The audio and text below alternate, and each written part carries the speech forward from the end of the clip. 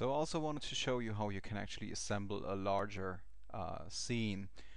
In order to do that, I wanted to have one building in the foreground and then two in the background. I've already started and loading a building O2 just in the middle of the scene and moved my main camera to a location just a little bit closer to the building, and I've actually also reduced the focal length to give it a little bit more of a widescape. Um, Additionally, we are now loading a building O1 into the scene, and we are moving this a little bit more to the right, and we are moving it to the back. Because there's no relevance of the ground here, we can simply move the building down as well. Let's just move it a little bit more to the back.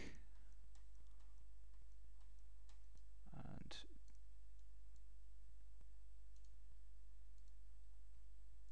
I just have to, sorry that my PC is reacting a little bit weird. That's because the screen capturing program is running in the background. And as a third building, we're going to load the building O4. So again, we are moving this to the right a little bit more, and we're moving this to the back. Wrong direction. Okay.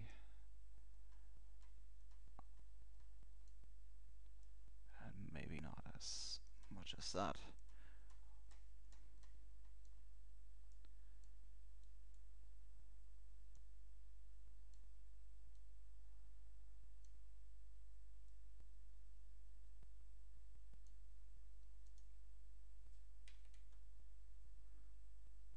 Sometimes it's easier to type it in.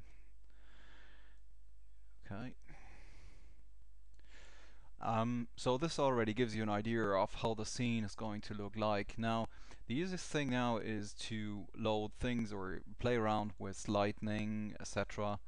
Just as before you apply any details to the scene. It's just simply faster. So we'll load light to the scene right now. The lights are actually maintained underneath the lights section of your Poser runtime library. Go to 3DC and then 3DC SciFi City. So we want to make this a day scene, so we load the daylight.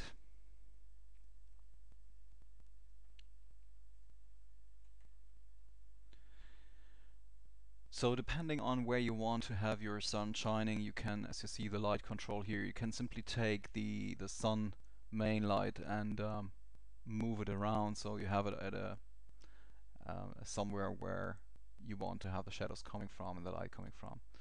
So we'll take this.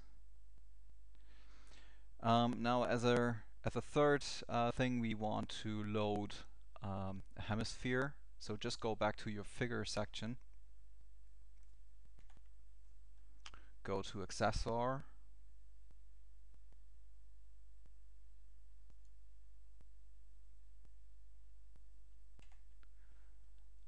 and just load the hemisphere into your scene.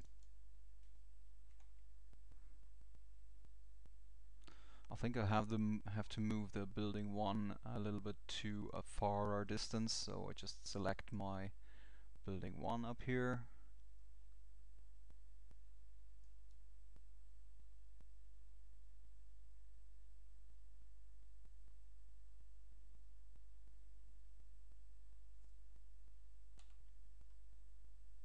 And I will move it to -70.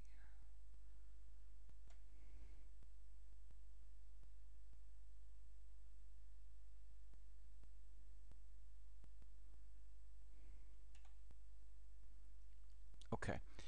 Now I have my scene ready how I would like to have it looking like. So I want to apply SciFi apps and details to the building. So what I do now is I go to my SciFi apps underneath my figure section of my runtime library. And first I'm going to load the SciFi apps for building O2. So I just go to building O2 app and load it into the scene. As a second step, I want to load the application for building O1, but I want to make sure that the application I loaded for the second for building O2 stays with building O2. So what I do is I make sure it's selected. I then go to figure,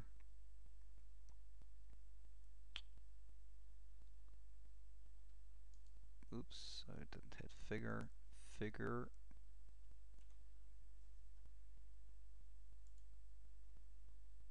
figure conform to, and I select building O2,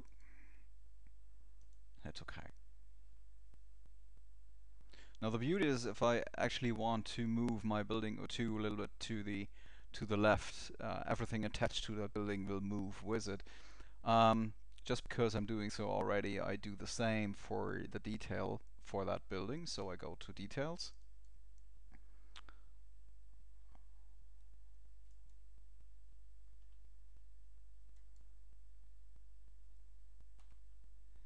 and load my detail for that building. So I do the same as what I did for the SciFi app. Make sure it's selected, go to figure, conform to,